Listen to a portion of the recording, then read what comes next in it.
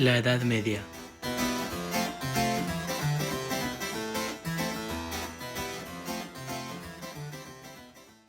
En este video estaré hablando de la Edad Media, especialmente de la etapa escolástica. Primero diré qué es la Edad Media y daré sus características.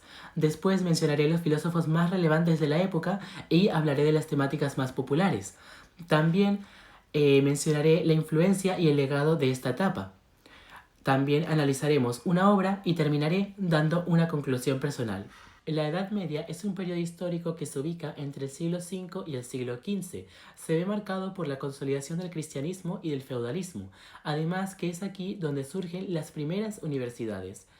En la filosofía medieval se suele buscar la armonía entre la razón y la fe, esto por influencia del legado grecorromano, del cristianismo y de las tradiciones islámicas y judías.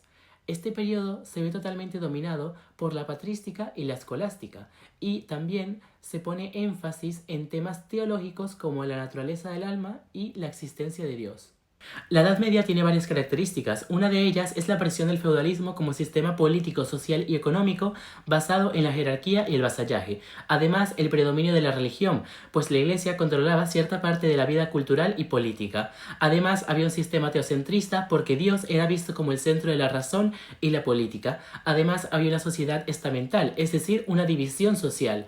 Y por primera vez surgen las universidades, que eran centros de enseñanza y filosofía. Ahora estoy por aquí en la Edad Media para ver si encuentro a algunos de los filósofos más importantes de esa época. Vamos a ver si encontramos algunos. Ahí podemos ver a San Anselmo de Canterbury. Este fue un filósofo, teólogo y monje benedictino que es considerado el padre de la escolástica. Sus obras destacaron por unir la fe y la razón. Una de sus principales contribuciones a la filosofía fue el argumento de la ontología de la existencia de Dios, presentado en su obra Proslogion, que dice que el hecho de que Dios sea considerado el ser más perfecto implica su existencia, ya que un ser que no existe no puede ser perfecto. Y ahí podemos ver a Santo Tomás de Aquino. Él fue un teólogo y filósofo dominico italiano que es considerado uno de los pensadores más influyentes de la escolástica medieval. Una de sus obras más destacadas se llama Summa Theologiae y en ella sintetiza la filosofía aristotélica con la doctrina cristiana, marcando un puente entre la razón y la fe. Además, él desarrolló las 5 vías, que son argumentos racionales para demostrar la existencia de Dios, y destacó el papel de la ley natural como base ética universal. Sin duda, su pensamiento sentó las bases del tomismo, influyendo profundamente en la ética, en la teología y en el pensamiento occidental. Este es Juan Duns Scoto. También conocido como el Doctor Sutil, fue un influyente filósofo, teólogo, escolástico escocés que se destacó por su defensa de la Inmaculada Concepción de María, que luego sería uno de los dogmas centrales de la Iglesia Católica. Su pensamiento se ve marcado por su desarrollo del voluntarismo, enfatizando en la primacia de la voluntad divina y humana sobre el intelecto. Además, aportó una innovadora visión sobre el principio de individuación, explicando que los seres son únicos gracias a su aeseitas o estoidad.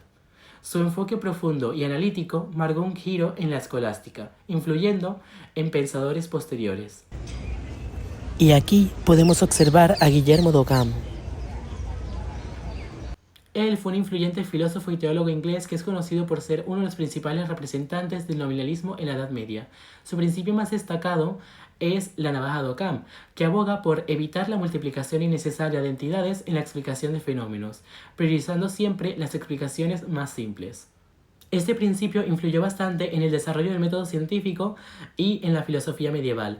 Además, él también defendió la separación entre la fe y la razón.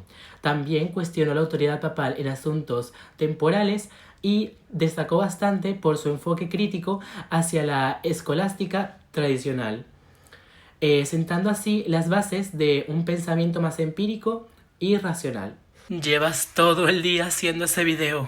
Ay, mi amor, es que tú no entiendes la vibra, no entiendes la temática, Joaquín. ¿De qué temática me hablas si tú ni siquiera la has mencionado? Ay, pues que sepas que los escolásticos exploraron temas fundamentales para la filosofía y la teología, por ejemplo, la existencia de Dios, utilizando argumentos como los ontológicos de Anselmo y los 5 caminos de Santo Tomás para demostrar mediante la razón la existencia de un ser supremo. Además, que sepas que también abordaron el problema de los universales, debatiendo si conceptos como bondad o humanidad existen de manera independiente de las cosas concretas o si son solamente construcciones mentales. Además, reflexionaron sobre la relación entre la fe y la razón, sosteniendo que éstas eran compatibles y se complementaban mutuamente. Finalmente, analizaron la naturaleza del alma, explorando su origen, esencia e inmortalidad. Tú sigue con tu video.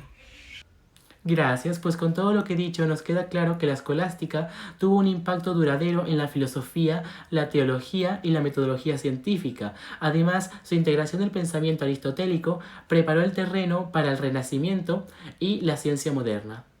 Además, su método lógico influyó en las universidades y en disciplinas como derecho, y algunos autores como lo son Descartes y Leibniz retomaron sus ideas en sus propias filosofías, y aunque perdió algo de relevancia con el humanismo, su legado perdura como una síntesis entre la fe y la razón.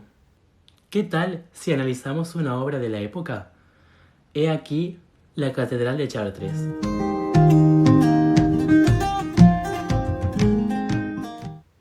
Esta catedral se construyó entre el siglo XII y el siglo XIII y es una de las máximas expresiones del arte gótico.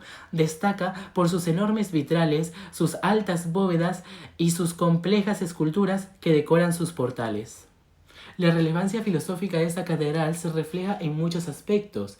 Primero, podemos ver que en su diseño arquitectónico se combina la armonía matemática inspirada por Aristóteles con símbolos religiosos, demostrando así la complementariedad entre la fe y la razón. Asimismo, su carácter teocéntrico se refleja en la elevación hacia el cielo y en la luz que inunda su interior. Esto simboliza la búsqueda de lo divino, que es un concepto central en la escolástica. Por último, la luz adquiere un significado especial a través de los vitrales, que filtran los rayos solares y crean un ambiente espiritual. Esto se alinea con las ideas de San Agustín y Santo Tomás de Aquino sobre la luz como manifestación de lo divino. La construcción refleja el orden y la lógica, que eran principios fundamentales de la filosofía escolástica, que, como ya hemos dicho antes, buscaba sintetizar la fe cristiana con el pensamiento racional. Este es un ejemplo concreto del ideal escolástico, al interpretar el mundo visible, representado por la estructura, como un reflejo del orden divino. Los problemas filosóficos de la escolástica reflejan la búsqueda medieval por armonizar la fe y la razón en un contexto que estaba totalmente dominado por la religión. Su influencia en los pensamientos posteriores fue clave al sentar las bases del método lógico y preparar el terreno para el Renacimiento y el racionalismo.